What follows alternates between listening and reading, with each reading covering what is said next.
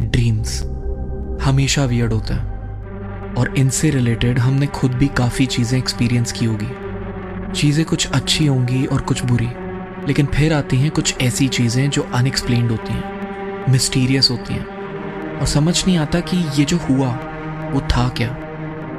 कहानी के इस एपिसोड में मैं आपको एक ऐसे इंसान की स्टोरी बताऊंगा जिसने अपने ड्रीम्स में कुछ ऐसा एक्सपीरियंस किया जो एक अनएक्सप्लेन्ड मिस्ट्री बन गया। अगर आपको भी कोई ऐसी मिस्टीरियस कहानी के बारे में पता है तो मुझे मेरे इंस्टा हैंडल mystery_monk पर ज़रूर बताना, ताकि मैं वो कहानी भी इस पॉडकास्ट पर बता सकूं। तो शुरू करते हैं ये कहानी। मैं हूं मिस्ट्री मॉन्क और आप सुन रहे हो द मिस्ट्री पॉडकास्ट।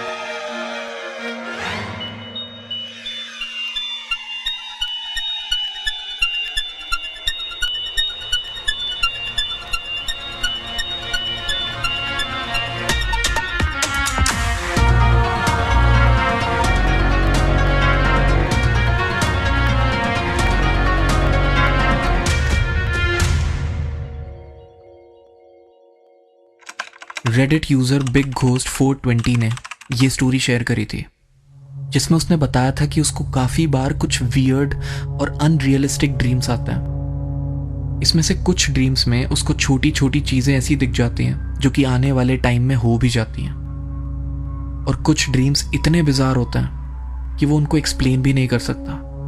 अपनी स्टोरी बताते हुए उसने 2 सपनों को एक्सप्लेन किया था।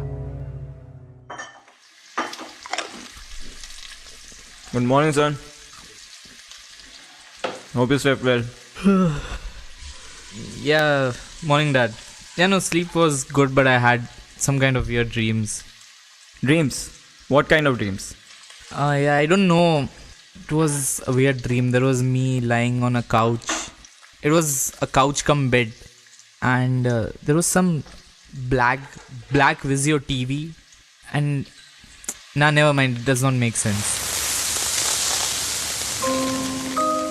पहला सपना उसने तब देखा था जब वो 15-16 साल का था। इस टाइम वो अपनी सिस्टर के पुराने रूम में सोता था, क्योंकि उसकी सिस्टर बाहर मूव आउट कर चुकी थी। उस रूम में अब सिर्फ 2 ड्रेसिंग टेबल्स थे और वो ज़मीन पर सोता था। इन दिनों में अपने सपने में उसने कुछ चीज़ें देखी, जैसे कि एक ब्लैक विजियो टीवी और उसके साथ एक ब्लैक कलर का lazy boy couch cum bed with a black metal frame. इस सपने में वो इस काउच कम बेड पर एक पर्टिकुलर पोजीशन में लेटा हुआ था। उसका हाथ उसके सर के नीचे था और फेस सीलिंग की तरफ, और वो उस ब्लैक टीवी के काफ़ी पास था। सपना कुछ देर में टूट गया एंड ऑब्वियसली उसने इस सपने के बारे में ज़्यादा नहीं सोचा। करीब 1-2 महीने बाद उसके पापा उसको वॉलमार्ट लेकर गए और उन लोगों ने उसके इस रूम के लिए एक बेड खरीदा। ये बेड था ब्लैक कलर का lazy boy couch cum bed, जो कि उसने अपने सपने में देखा था।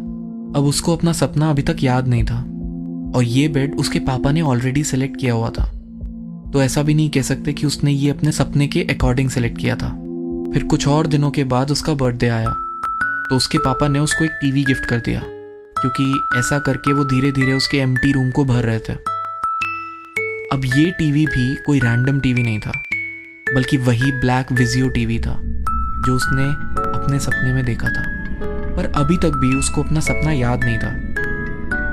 एक दिन वो दिन में ही नैप ले रहा था और जैसे ही उसकी नींद खुली उसको सडनली ना महीनों पहले वाला सपना याद आया एंड ही रियलाइज्ड कि अभी वो एग्जैक्ट उसी पोजीशन में लेटा हुआ है जैसे उस दिन अपने सपने में था, हाथ सर के नीचे, face towards the ceiling. And तब उसको क्लिक हुआ कि ये वही टीवी और वही बेड है जो उसने तब देखा था इन हिज ड्रीम। इनफैक्ट वो अभी भी सपने की तरह टीवी के पास ही लेटा हुआ था। This was so mysterious but not more than his another dream, जो उसने कुछ साल बाद देखा। इस दूसरे सपने से पहले इस यूज़र ने एक इंसिडेंट शेयर किया था, जिसके अकॉर्डिंग जब वो 7 साल का था और उसकी बहन 12 साल की थी, तब वो दोनों अपने कमरे में बैठकर वीडियो गेम में मारियो का एक पर्टिकुलर गेम खेल रहे थे। आसपास कुछ स्पेसिफिक चीज़ें रखी हुई थी, जैसे कि घर का सामान, कुछ हार्डवेयर का सामान, और ये सब उसको अच्छे से याद था। You are so done. I'm gonna knock you out, bro. I'm still fighting. Can't you see the hill bar is not empty yet? And yes, game over. I floored you. You are so bad. What is wrong with you? Shut up. I'll let you win, okay? Ha. Can't even accept a defeat, huh? Fuck. Did you feel that? Suddenly उसको कुछ movement महसूस हुई और उसने game खेलते हुए अपना sir घुमाया। थोड़े डिस्टेंस पर कमरे का जो दरवाज़ा था वो थोड़ा सा खुल रहा था, जैसे कोई बाहर से उसको खोल रहा हो। इस टाइम उस कमरे के बाहर कॉमन रूम में कोई नहीं था। इनफैक्ट उस टाइम उस घर में उन दोनों के अलावा कोई नहीं था। दरवाज़ा थोड़ा सा खुला और उसको ऐसा लगा कि बाहर से कोई उसको झांक कर देख रहा है। दरवाज़ा फिर ऐसे ही धीरे से बंद हो गया और अब उसके साथ साथ उसकी सिस्टर ने भी ये नोटिस कर लिया था। अब झांकते हुए उसको कोई दिखा तो नहीं और ना ही कोई अंदर आया, लेकिन ही वॉज श्योर कि उसने किसी की आंखों में देखा था। वो और उसकी बहन एक दूसरे की तरफ देखकर शॉक में थे। फिर वो एकदम से उठकर रूम के बाहर चेक करने के लिए गया, लेकिन बाहर कोई नहीं था। रूम के दरवाजे से बेड ज़्यादा दूर नहीं था, तो इतने में कोई ज़्यादा दूर जा भी नहीं सकता था। बट स्टिल पूरा घर चेक करने पर भी कोई नहीं मिला। You did feel that, right? It wasn't just me. There was something at the door and I know it looked at me. Why do you say something? What do you mean? As if it was a thing. Something that's not human? I don't know if it was. I'll tell you, it was nothing. It could have just been some animal or something. I don't know. It's fine. Forget it. Let's go play the game again. I gotta beat you more. I'm not losing again. They again started playing their game. लेकिन दोनों के बीच एक अजीब सी silence आ चुकी थी, because कहीं ना कहीं दोनों डर चुके थे। अब काफी साल के बाद एक बहुत वियर्ड चीज हुई जब उसने एक सपना देखा। इस टाइम तक वो अपने टीनेज ईयर्स में था और रात को सोने के बाद ही सॉ ड्रीम। इस सपने में उसने फील किया कि वो पूरे तरीके से अवेक है और वो अपने करेंट रूम से वॉशरूम की तरफ जा रहा है। उसको ऐसा इसलिए लगा कि वो अवेक है बिकॉज उसको किचन और कॉमन रूम के फ्लोर की ठंडक अपने पैरों पर फील हो रही थी। तो वो वॉशरूम की तरफ जाने लगा। वॉशरूम कॉमन रूम को क्रॉस करके जाना पड़ता था। जब वो कॉमन रूम पर पहुंचा तब वो सडनली अपने पेरेंट्स की रूम की तरफ मुड़ गया बिकॉज उसको कुछ आवाज आ रही थी। उसने उस रूम का दरवाजा थोड़ा सा खोला और उसने जो देखा वो सबसे शॉकिंग था।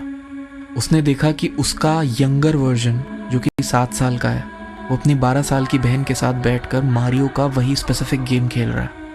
ये एग्जैक्ट वही स्पॉट था जहां वो बचपन में बैठकर अपनी सिस्टर के साथ यही गेम खेल रहा था। आसपास वही घर का सामान और हार्डवेयर का सामान था। फिर सामने बैठे 7 साल के उसी के वर्जन ने सडनली आवाज़ सुनी और उसने अभी के खुद के टीनेज सेल्फ को दरवाजे पर देखा। दोनों ने एक दूसरे की आंखों में देखा और फिर उसने धीरे से दरवाज़ा बंद कर दिया। इसके जस्ट बाद उसका सपना टूट गया और वो उठ गया। यानी इतने सालों पहले 7 साल का वो खुद अपने खुद के फ्यूचर सेल्फ को देख चुका था, लेकिन सिर्फ एक सपने के through.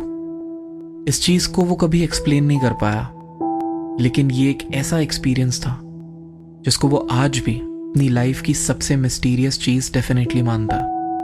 What do you think? ये कैसे पॉसिबल हो सकता है? क्या ऐसा कुछ आपके साथ हुआ है? कमेंट्स में ज़रूर बताना। और अगर आपको भी कोई मिस्टीरियस कहानी पता हो जो अनएक्सप्लेन्ड हो तो शेयर ज़रूर करना ऑन माई इंस्टा हैंडल